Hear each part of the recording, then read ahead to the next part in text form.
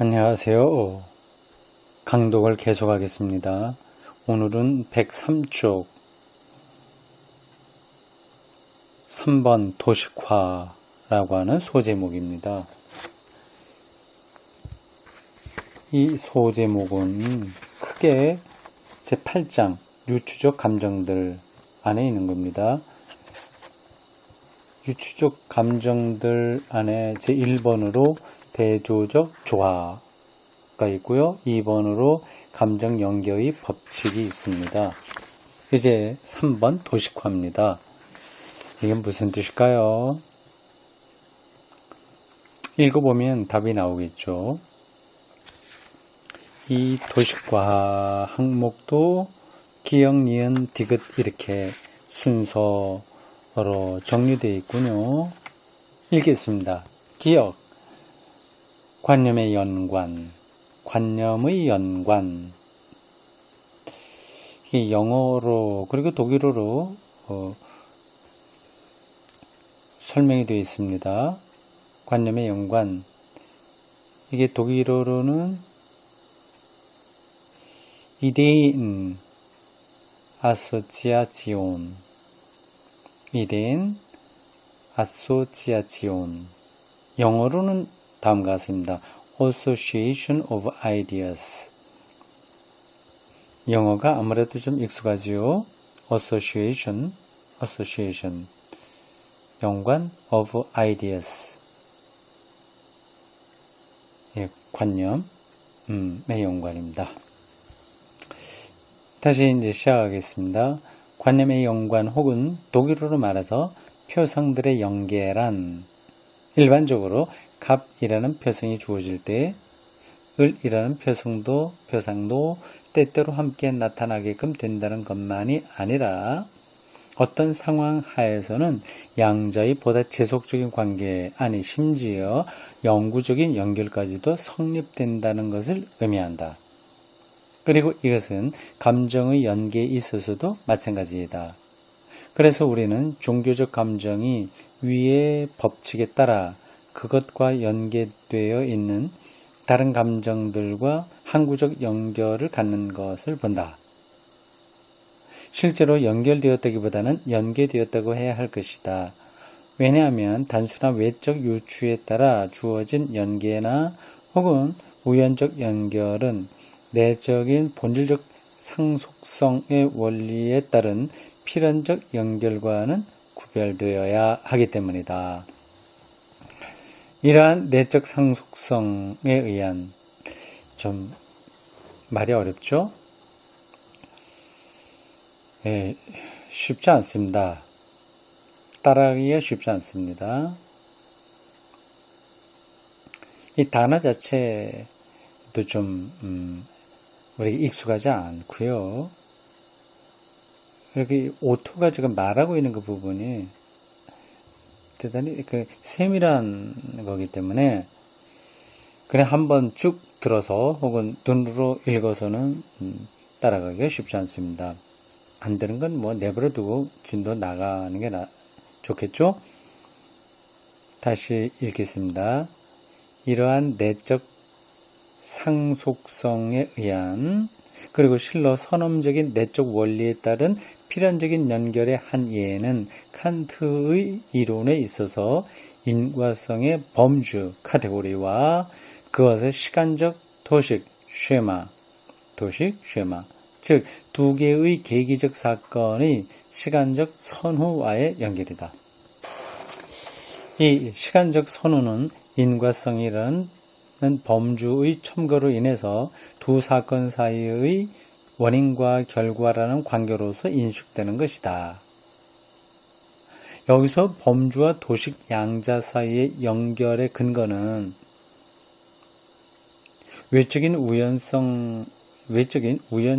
우연적 유사성이 아니라 본질적인 상속성이다.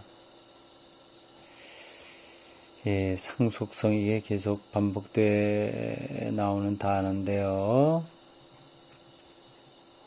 서로가 속해 있는 성질이다. 그런 뜻이에요. 이와 같은 본질적 상속성의 근거 위에서 시간적 순차는 인과성의 범주를 도식화하는 것이다. 우리말로 읽긴 했습니다마는 마치 외국어를 읽는 것과 같은 느낌이 듭니다.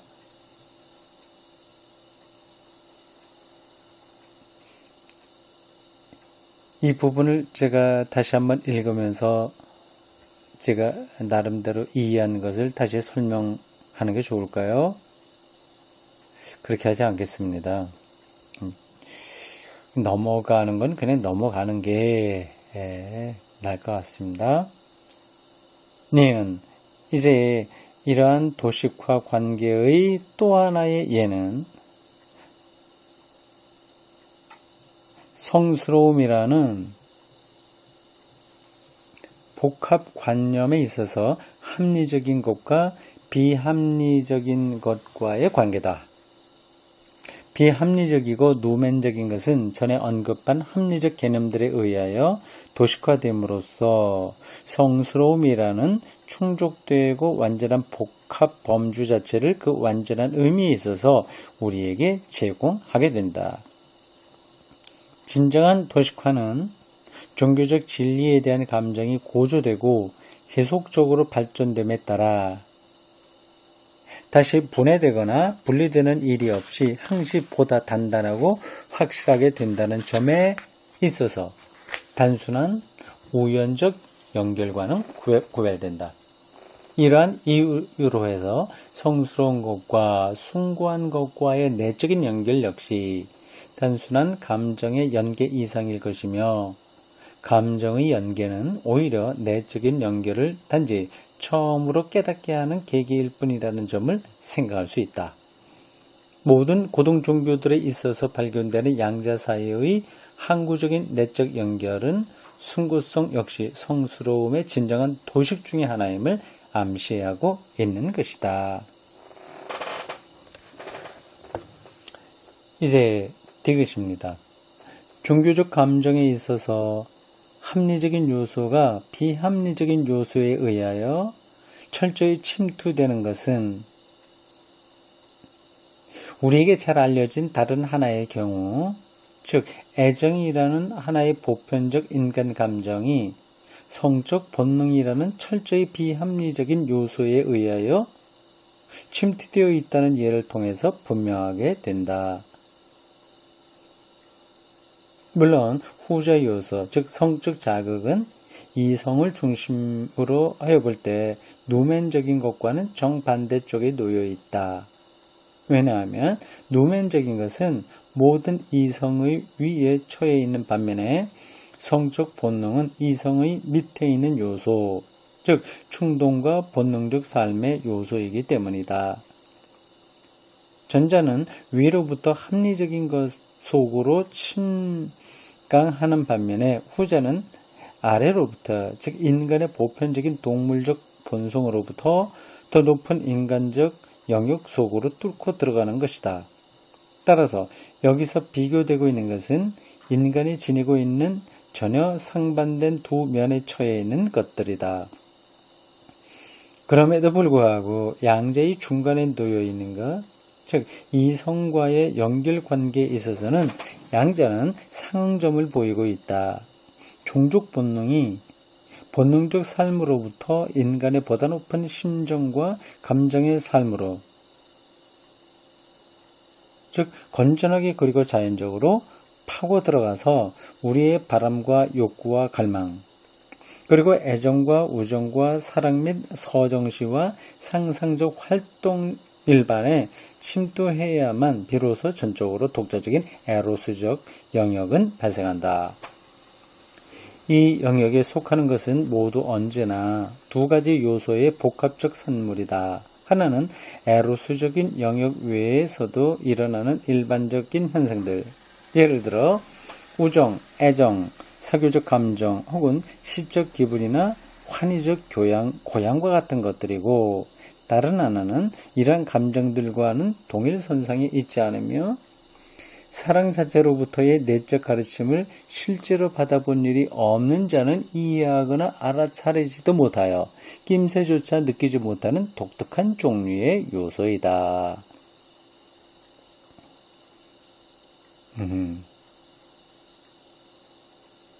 그렇군요. 네, 105쪽으로 넘어왔습니다. 종교적 감정과 에로스적 감정 사이에 또 하나의 유사점을 지적할 수 있다.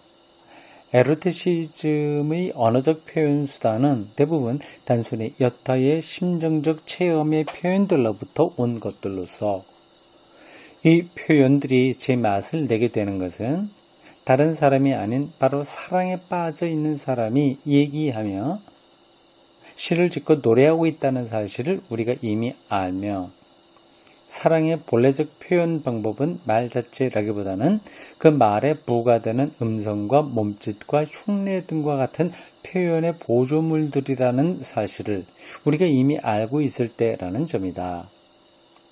한 아이가 자기의 아버지에 대하여 말하든 혹은 한 처녀가 자기의 애인에 대하여 말하든 그는 나를 사랑한다라는 말과 명제 자체는 동일한 것이다. 그러나 후자의 경우에는 동시에 그 이상에 무엇이 들어있는 사랑을 의미하며 그 이상의 무엇이라는 것은 단지 양에 있어서뿐만 아니라 그 질에 있어서도 그러한 것이다. 마찬가지로 어린아이들이 아버지에 대하여 말하든 혹은 인간들의 신에 대하여 말하든 우리는 그를 경외하고 사랑하고 신뢰해야 한다는 말과 명제 자체는 동일하다. 그러나 후자의 경우에는 신에 대해 말하는 경우죠. 경건한 자만이 느낄 수 있으며 이해할 수 있는 요소가 그 개념들 속에 존재하고 있는 것이다. 이 요소는 신에 대한 경외로 하여금 실로 가장 진정한 어린아이의 경외심이 되도록 하나 동시에 그 이상으로 만드는 것이며 실로 양에 있어서뿐만 아니라 질에 있어서도 그러한 것이다. 신비주의자 수소라고 하는 사람이 있는가 봅니다. 신비주의자 수소도 이러한 뜻에서 일반적인 사랑과 신에 대한 사랑을 구별하여 말한다. 그 신비주의자 수소의 그 시를 여기 인용하고 있습니다. 그렇게 달콤한 현도 없었다. 달콤한 현이요. 줄이라는 뜻입니다. 다시 읽겠습니다. 그렇게 달콤한 현도 없었다. 그러나 메마른 판 위에서 당기면 침묵을 지킨다. 사랑이 없는 가슴은 사랑이 가득한 언어를 이해할 수 없다. 마치 독일 사람이 이태리 사람을 이해 못하는 것과 같이.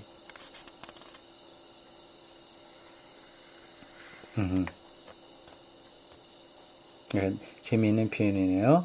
독일 사람이 이태리 사람을 이해하지 못하는 것 같이 이렇게 되어 있네요. 독일 사람은 좀 이성적이죠. 이태리 사람들은 열정적이고요. 레이얼입니다.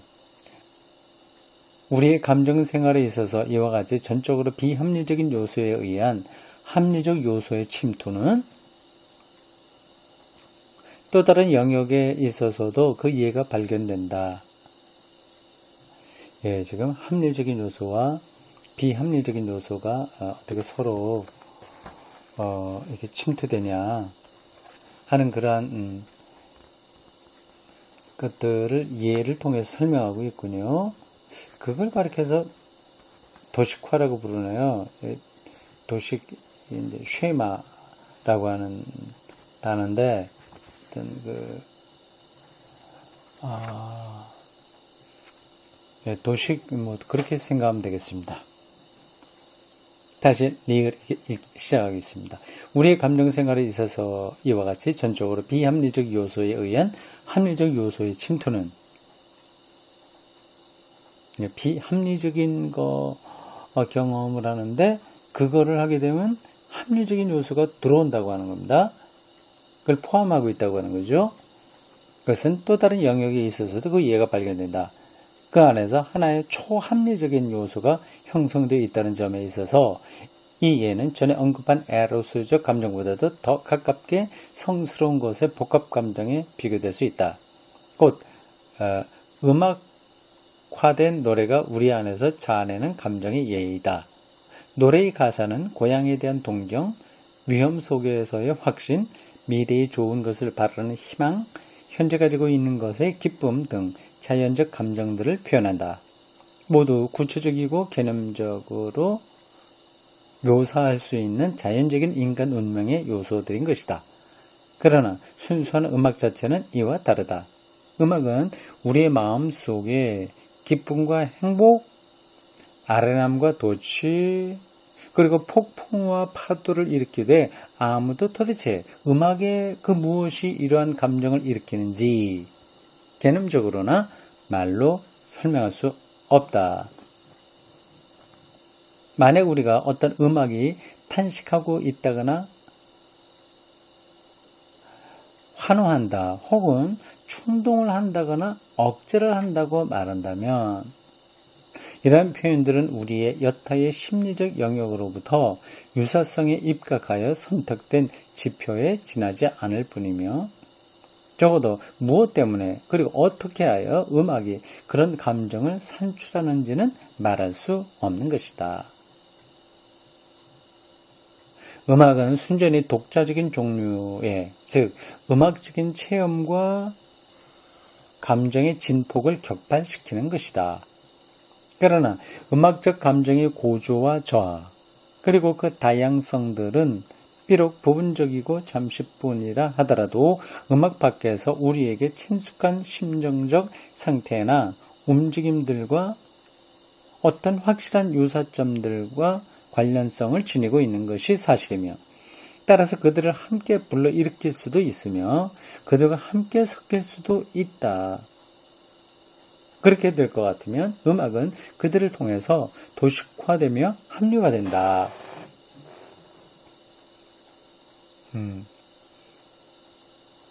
예. 특정적인 어떤 음악 경험을 이제 같이 나누게 되면 거기서 음악이 안에 도식으로 나타난다고 하는 거죠. 그걸 음악학이라고 할 수 있습니다. 음악 경험을 합리적으로 설명하는 행위, 이걸 음악학이라고 말할 수 있잖아요.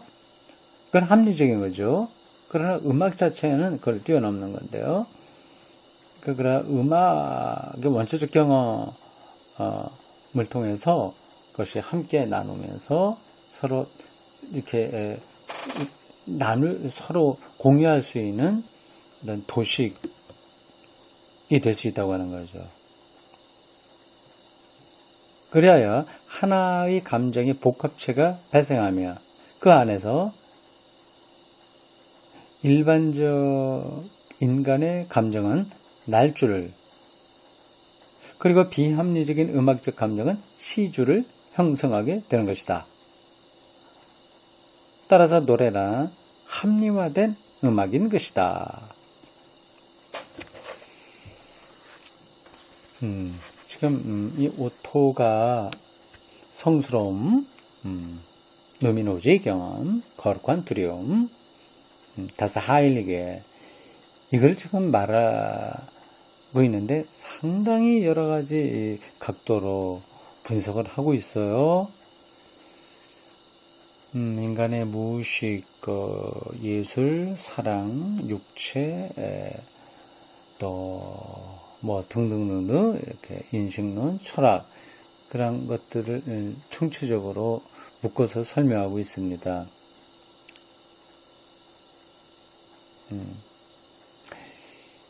근데 거기서 지금 우리가 몇 번에 걸쳐서 쭉 공부한 이 대목에서 계속 그걸 얘기하려고 하는 거죠. 근데 앞에서는 그 거룩함이라고 하는 것은 합리적인 것을 뛰어넘는 거다. 그걸 강조했다면 최근에 몇 주에 거쳐서 우리가 읽은 그 대목에서는 합리적인 것을 뛰어넘는 그러한 경험들을 통해서 합리적인 것이 그 안에 들어온다고 하는 겁니다. 그러니까 하나님 경험은 결국 신학이 그 안에 들어오게 돼 있다고 하는 거죠. 이게 오늘 지금 바로 읽은 그 부분에서는 음악을 하나의 예로 설명을 하고 있는 거예요. 이게 날줄과 시줄로 겹치는 거죠. 비합리적인 감정, 음악을 들으면 뭘 설명할 수 없는 그런 감정을 느끼게 되지 않습니까? 높은 희열, 큰 두려움, 그런 것들이요. 소리가 주는 그런 것들이 있죠.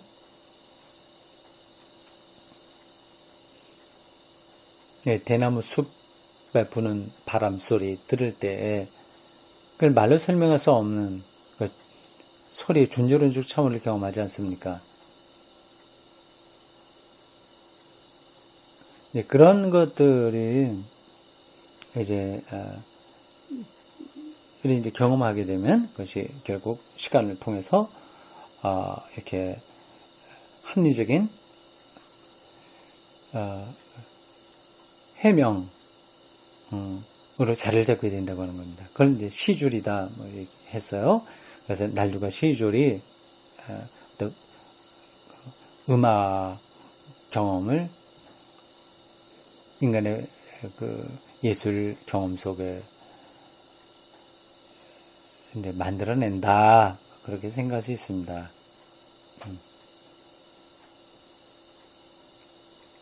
오늘 여기까지 하겠습니다.